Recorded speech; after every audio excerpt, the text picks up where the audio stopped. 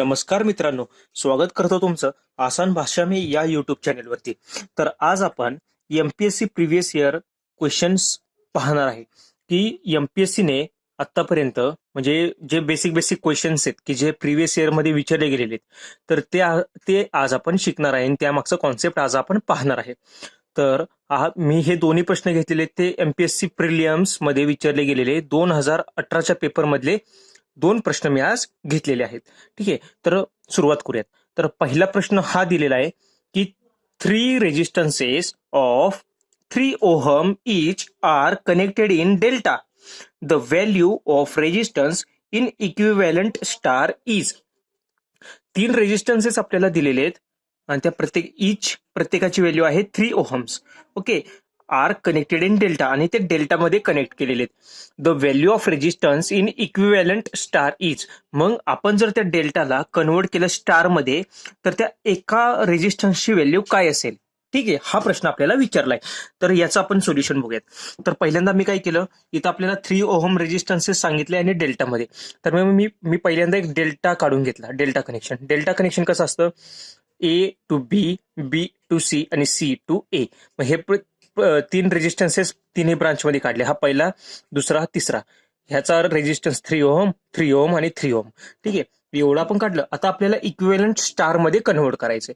तर equivalent star मध्ये convert करताना आपण डेल्टा टू स्टार कसं कन्व्हर्ट करतो, या पॉइंट पासून आपण एक रेजिस्टन्स इथं, हा दुसरा आणि हा तिसरा, ह्या डेल्टाला आपल्याला या स्टार मध्ये कन्व्हर्ट करायचे. ठीक आहे, आता स्टार ब्रांच मध्ये रेजिस्टन्स कसा येणार, point A to O, point B to O आणि point C to O. Right, मी इथं काढले बघा. आता आपल्याला या रेजिस्टन्सची व्हॅल्यू काढायची जर डेल्टाला स्टार मध्ये कन्वर्ट केलं तर, म्हणजे असं. तर जसं ह्याचं एक बेसिक खूप इझी ट्रिक आहे, मी तुम्हाला ती सांगतो. आता आपल्याला हा रेजिस्टन्स फाइंड आउट करायचा आहे. ठीक आहे, हा रेजिस्टन्स आपल्याला फाइंड आउट करायचा आहे. हा, तर मी ह्याला नाव देतो आर ए. तर आर ए, ठीक आहे, इज इक्वल्स टू काय करायचं पहिल्यांदा की फाइंड आउट करताना काय करायचं की हा रेजिस्टन्स बघा, हा रेजिस्टन्स कोणत्या टर्मिनलला कनेक्टेड आहे, या टर्मिनलला कनेक्टेड आहे, एला. ठीक आहे, हा रेजिस्टन्स इथं कनेक्टेड आहे आणि या टर्मिनलला 2 रेजिस्टन्सेस ऑलरेडी कनेक्टेड आहेत. हा एक रेजिस्टन्स आणि हा रेजिस्टन्स. ठीक आहे, म्हणजे हे 2 रेजिस्टन्स या टर्मिनलला पॉइंट एला कनेक्टेड आहेत. एवढं समजलं डायग्रामवरनं. तर काय करणार, हे जे 2 रेजिस्टन्स कनेक्टेड आहेत या दोघांचा आपल्याला गुणाकार करायचा. म्हणजे कसं, 3 इंटू 3 डिवायडेड बाय हे जे रेजिस्टन्सेस आहेत ऑल, या सगळ्यांची बेरीज करायची. 3 plus 3 plus 3 how many, 9 is equal to 3 into 3 9 divided by 9 is equals to 1 ohm. ठीक आहे, तर हा आर ए आला 1 ओहम. हे आपलं झालं आन्सर, म्हणजे ऑप्शन नंबर डी. तर आता काय झालं, हा मी आपल्याला सांगितलं की value of resistance in equivalent star. आता ह्याचा आन्सर काय आलं 3 इंटू 3 डिवायडेड बाय 9 म्हणजे 1. याचा आन्सर सिमिलरली काय येणार, 3 इंटू 3 डिवायडेड बाय ओव्हरऑल सगळ्यांची बेरीज 9 म्हणजे again 1. 3 into 3 divided by sum of all 9 म्हणजे पुन्हा 1 आलं. म्हणजे हा, आता तुम्ही हे लॉजिकली पण बघू शकता, सर्वांची व्हॅल्यू सेम आहे, म्हणजे आपण फक्त एकाच ब्रांचचा रेजिस्टन्स काढायचा. सिमिलरली तोच याचा पण असेल आणि याचा सुद्धा असेल. बरोबर, म्हणजे आपण फक्त एका ब्रांचचा रेजिस्टन्स का, कारण की सर्व व्हॅल्यूज या सेम आहेत 333. आणि अगेन यातून आपल्याला आणखीन काय कळलं, सिमिलरली आरबी पण काय असणार आहे 1 ओहम. हे तुम्ही काढून बघा वाटलेस. ठीक आहे, इझी आहे खूप. आरसी अगेन 1 ओहम म्हणजे हा सुद्धा 1 ओहम असा आला आणि हा सुद्धा 1 ओहम आला. राईट, आता यावरून आपल्याला काय समजलं, इम्पॉर्टंट पॉईंट काय, की जर डेल्टामध्ये जर रेजिस्टन्स इन डेल्टा जर असेल एक्स, ठीक आहे, समथिंग, तर रेजिस्टन्स इन स्टार काय होतं बरं, एक्स अपॉन 3. म्हणजे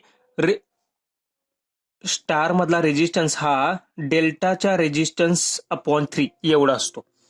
हे कळलं का तुम्हाला, हे इक्वेशन.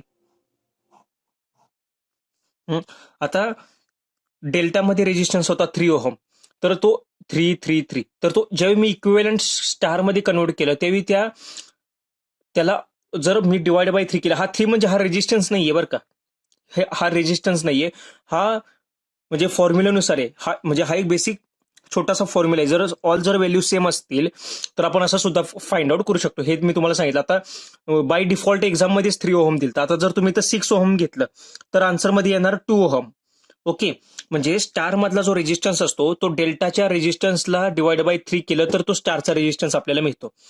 ठीक आहे, म्हणजे डेल्टाचा रेजिस्टन्स हा जर तुम्ही हे केलं तर R delta is equal to 3 into R Y, म्हणजे डेल्टाचा रेजिस्टन्स हा 3 टाइम्स असतो स्टारच्या रेजिस्टन्स पेक्षा. ठीक आहे, तर हे दोन कन्क्लुजन्स इम्पॉर्टंट आहेत. हा फॉर्म्युला लक्षात ठेवा किंवा हा फॉर्म्युला लक्षात ठेवा. R delta is equal to 3 into R star. ठीक आहे, ह्या दोन पैकी एक फॉर्म्युला लक्षात ठेवा तुम्ही. तर हा क्वेश्चन समजला असेल. खूप इझी क्वेश्चन होता. विदिन 10 सेकंड्स मध्ये सॉल्व्ह झाला असेल. जर इलेक्ट्रिकलचा एखादा विद्यार्थी असेल त्याचे चांगले कॉन्सेप्ट किंवा अदर ब्रांचचा जरी असेल त्याचे चांगले कॉन्सेप्ट क्लिअर असतील, विदिन 10 सेकंड्स क्वेश्चन सॉल्व्ह होतो ह्या.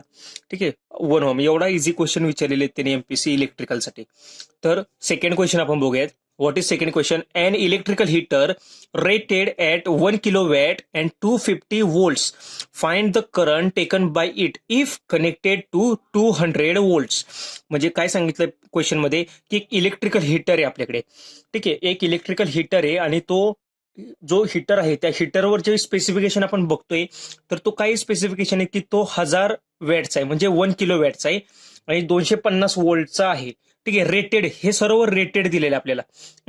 आता काय करायचं आपल्याला की जर तो हीटर मी आता इथं 250 वोल्ट दिलाय आपल्याला, पण मी लावताना जर 200 वोल्टला जर मी कनेक्ट केलं, 200 वोल्टला जर मी कनेक्ट केलं तर त्यातून किती करंट फ्लो होईल हे आपल्याला काढायचंय.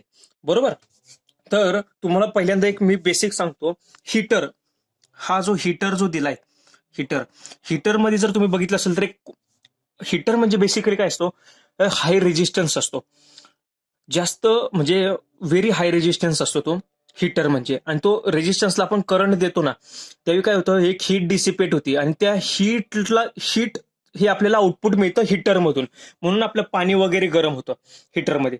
बरोबर, तर म्हणजे हीटर एक म्हणजे काय असतो, व्हेरी हाय रेजिस्टन्स असतो. म्हणून मी इथं डायग्राम मध्ये तुम्ही बघू शकता, मी एक हाय रेजिस्टन्स कनेक्ट दाखवलं इथं.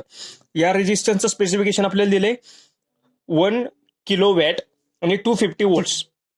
म्हणजे हा एक हीटर आहे, हीटरची पॉवर किती आहे 1 किलो वॅट म्हणजे 1000 वॅट आहे आणि कधी त्याचा व्होल्टेज रेटेड दिलाय 250 वोल्ट.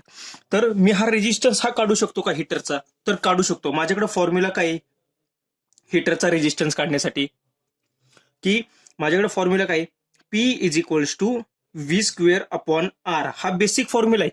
ठीक आहे, रेजिस्टन्सचा हे काढण्यासाठी, रेजिस्टन्सची पॉवर काढण्यासाठी. ठीक आहे, तर आपल्याला या एक्झाम्पल मध्ये डिफरन्स काय की आपल्याला ऑलरेडी पॉवर दिलेली आहे, व्होल्टेज दिलंय. ठीक आहे, आणि आपल्याला रेजिस्टन्स फाइंड आउट करायचंय. तर similarly R is what, R is equals to V square divided by P. Therefore ठीक आहे, आता R is equals to what, V rated voltage घ्यायचं का, कारण की एक लक्षात घ्या, रेट या पॉवर आणि या व्होल्टेजसाठी हा रेजिस्टर काय केलाय आपण, डिझाईन केलेला असतो या क्वेश्चन नुसार. ठीक आहे, हे रेटेड व्होल्टेज आणि रेटेड पॉवर आहे ना, मग त्या रेटेड व्होल्टेज आणि रेटेड पॉवरला काय रेजिस्टन्स असेल तर तो पहिल्यांदा फाइंड आउट करून घ्यायचा. तर तो रेजिस्टन्स काय असणार आहे, 250 into 250 divided bye power. What is power, 1 kilo watt म्हणजे 1000 वॅट. हे पहिल्यांदा वॅट मध्ये मी कन्वर्ट करून घेतलं. ठीक आहे, हे जर मी केलं तर बघा तुम्ही काय, हे 1 आणि हे 4 म्हणजे 250 divided by 4 is equals to 125 divided by 2. एवढा रेजिस्टन्स आला माझा या हीटरचा. ठीक आहे, मी हे असंच ठेवलं. आता आपल्याला काय सांगितलंय, what is current taken by when it is connected to 200 volts. आता ही अगेन डायग्राम मी इथं अशी ड्रॉ करतो. ठीक आहे, आता माझ्याकडं या हीटरचा रेजिस्टन्स किती आहे, 125 डिवायडेड बाय 2 ओहम आहे आणि मी इथं कनेक्ट किती केलंय, 200 वोल्ट. तर आता by using ohm's law V is equals to I into R. ठीक आहे, हा तर माझा बेसिक ओहम्स लॉ. ठीक आहे, तर मला हा इथला करंट काढायचा आहे. करंट इज व्हॉट येणार, करंट म्हणजे काय येणार, व्ही अपॉन आर. तर व्होल्टेज काय माझं 200 डिवायडेड बाय रेजिस्टन्स काय 125 डिवायडेड बाय 2. आता हा डिवायडेड बाय 2 चा मी तर मल्टिप्लाय बाय 2 लिहितो.